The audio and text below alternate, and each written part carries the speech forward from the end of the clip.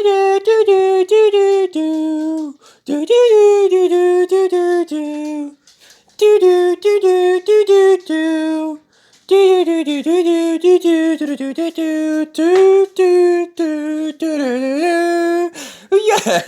yo, welcome to a brand new episode of GGB Reacts. I'm your host, Gamer Geek Boy, simply short for GGB, and here we are, guys. This is the episode I was talking about last week, where I wanted to go in with my history, specifically my history of some of the games in the Sonic franchise that I've played and how they have grown to have a very warm spot in my heart. Some of them, at least. This doesn't mean I'm going to talk about any spin-off games like Dr. Robotnik's Mean Bean Machine, which actually is pretty goddamn enjoyable. I actually really like that game a lot. It's like one of those like puzzle games. It's kind of like it's like, oh god, I don't know what game am I thinking about? Is it Tetris? It's kind of like Tetris in a way, man. But we're not going to talk about that. We're not going to talk about Knuckles Chaotix. We're not going to talk about Sonic R, which I know a lot of people like and a lot of people hate. I've never played it, so I don't know. Let me know in the comments if you guys have ever played Sonic R. Let me know what you think of in the comments. Now, here we are with the first part. This is going to be a multi-parter because I kind of want to spread this thing out. This first part, be just talking about the main three Genesis games. You know, Sonic 1, Sonic 2, and Sonic 3. And I know Sonic and Knuckles also exist. We're not really going to talk much about that because that's technically still Sonic 3. It's just kind of like an add-on more than anything. I mean, getting Knuckles as a playable character and all that. But let's go ahead, jump right into this thing. Let's get on with this first game, Sonic the Hedgehog 1991. What is there to say about this game, man? It's a classic. It's a bona fide classic. I mean, I have had the utmost pleasure of playing it multiple times. I have the mobile version on my phone. Of course, you have to pay for the ads-free version, which is kind of gay, but man, no, Sonic 1991, man, it's really fucking good, man. Like, it's the one that started it all. I mean, the way Sonic came about, he was originally supposed to be Mr. Needle Mouse, if I'm not mistaken. Then they said, turn him into a hedgehog. Okay. And you know, this time, man, Sega needed, like, a mascot. They had Alex the Kid, but he wasn't cutting it. No, Alex the Kid was not going to compete with freaking Mario. That no way in hell. So they needed somebody to compete with Mario because Mario was Nintendo's main guy. Like how you guys would think of Sonic is Sega's main guy. Mario is Nintendo's fucking moneymaker, you know? He's their powerhouse, so they needed somebody to compete with Mario, and this is why we got Sonic in this first game. This first game is really good. I mean, it's 2D. You don't get the spin dash in this game, and I mean, and you know, it just that first zone, that first stage in Green Hill Zone, it's super iconic, man. It is classic. You know, it's got that music I was humming in the beginning is the intro. You know, it's so great. And, like, I mean, the only complaint I have with this game is Marble Hill Zone. I'm not a big fan of that stage. I hate those fucking caterpillar things that crawl around, and you gotta hit them at a certain point of their body or you're gonna get killed. Like, I think you have to hit their head. If you hit, like, their body, if you try to hit their body with Sonic, you're gonna get killed. You're gonna lose rings.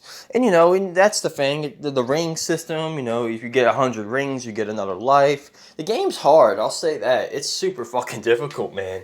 It really, I think it's one of those games that you have to like play it a while to kind of get the hang of it, and you just have to keep going at it until you get it.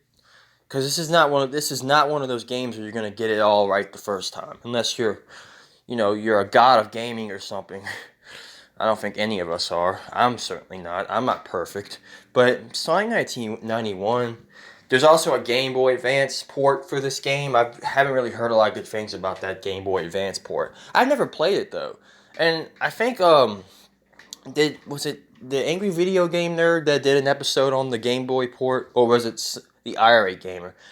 There was one of those game critics on YouTube that did an episode talking about that Game Boy port and how shit it was. I've never played it. I mean, really, it's the same game, honestly, right? I mean, just on a different system or whatever. It might have been the video game. It might have been AVGN that talked about it. But anyways, man, Sonic 1991. There's not much to say. It's great. It's just a simple 2D platformer. And do you get Supersonic in this? Because I know if you collect all the emeralds through all those special stages, which man, those special stages gave me fucking migraines. They still do, but they're still fun. They just give me massive headaches. Sonic 1991, though, it's really great, man. It's the start of everything, but I think we're only going to get better from here on out. So let's go ahead, jump right into Sonic the Hedgehog 2. This is like my number one favorite Sonic game. If you guys didn't know that by now, you know it. If you guys didn't know that before, you know it now. Sonic 2 is like on my top 5 list. It's number one. It's just, you get Tails as a playable character. And we all love Tails. I love Tails. You get him as a playable character. You get new stages. The graphics are almost somewhat more polished a little bit, and Sonic kind of has more personality. And he also has a spin dash in this game, which is fantastic because like it wouldn't really work in the first game, and it wasn't in the first game. But I know the mobile version has the spin dash. But it doesn't work because a lot of the stages in the first game don't really fit the spin dash, if that makes sense. You try to use the spin dash in some of those levels in the first game, you're gonna get killed. I'm just warning you. I am one of the people who played the mobile version, so take my word for it. But Sonic 2, it's so goddamn good. The music, the stages, just there is not one complaint I have with Sonic 2. I mean, and Sonic even has a little more personality. Of course, I mentioned his spin dash. I think one of my favorite zones in this game, or favorite stages per se, is Chemical Plant Zone. I love that music that plays. It's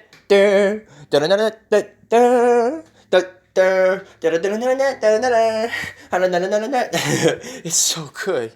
Oh man, and I love even looking at the front cover. It's badass shit. Eggman, look at Eggman just slamming that damn number 2 down. Like, yeah, this is number 2, man. This is the shit right here.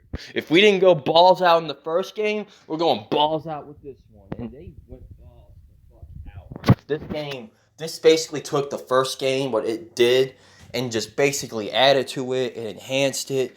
It's an absolute great game. It's definitely my favorite Sonic game. If Sonic Generations did not exist, this would be my fucking number one, by far. Nothing else tops it. I mean, I'm sorry, wait. Did I get that wrong? I'm sorry. No, I meant to say, if this didn't exist and Generations was still around, Generations would be my number one. So, but because this game exists, it's my number one. I'd say Sonic Generations is probably number 2. But let's go ahead. We're doing pretty good on time. 8 minutes. So let's go ahead and jump right into Sonic 3. This is the game I've played the least. I have played a little bit of it, and not because I think it's bad. Sonic 3 is good. It's super good. I love the front cover because it kind of gives off the foreshadowing. Like you see Knuckles, right? That's Knuckles right there. Those little eyes you see, that's Knuckles. And then like Eggman, his little flying saucer and shit. Tails, Sonic, making the number 3 hand gesture. It's really good, man. I mean, my memory's kind of foggy for this one because it's been so long since I played it. But from what I remember, I mean, it's really good and stuff. Yeah, you get Knuckles as a playable character. He's pretty much a villain in this game compared to like later on. And it's funny because I talked about in the last episode, right, where the Sonic 2 trailer, and I believe I did mention like, they kind of made Knuckles a joke. They made him like a joke, lately, up until they did this first reveal of him in the new movie, and they're going kind of. That's what this reminds me of. The Knuckles in this game, him working with Eggman and stuff. It reminds me. It reminds me exactly of him and Eggman camaraderie in the movie. If you watch that trailer, they're clearly working together, Knuckles and Eggman. So they're taking that story element from this third game, which I totally think is totally fine. I'm totally cool with that. Again, I'm already hyped with the second movie, so, But Sonic 3 is really good. I don't know what much else to say about it. Because, again, my memory's very hazy on it. It's pretty much the same as the second game. Just of course, there's new stages and stuff, and the music's really good. Um, is there anything I have to say, complaining or nitpick wise about this game? I can't really think of any, honestly. It may be a little difficult, but I mean, a lot of these Genesis Sonic games from the 16-bit era are pretty difficult to begin with. But if you just keep playing them and you get the hang of them and you get better at them, they're gonna be like child's play. That's I think we're good, guys. I'm trying to find my 10 minutes. Yeah, baby. Okay. So while we're still here, that's really it. Those are the three. I wanted to just go a little bit into those Genesis games, talk about them a little bit, and I'm currently having a cup of coffee because I need the energy. Not that I'm tired, but I definitely need the energy, and I always feel like a good cup of coffee helps me when it comes to doing these recordings.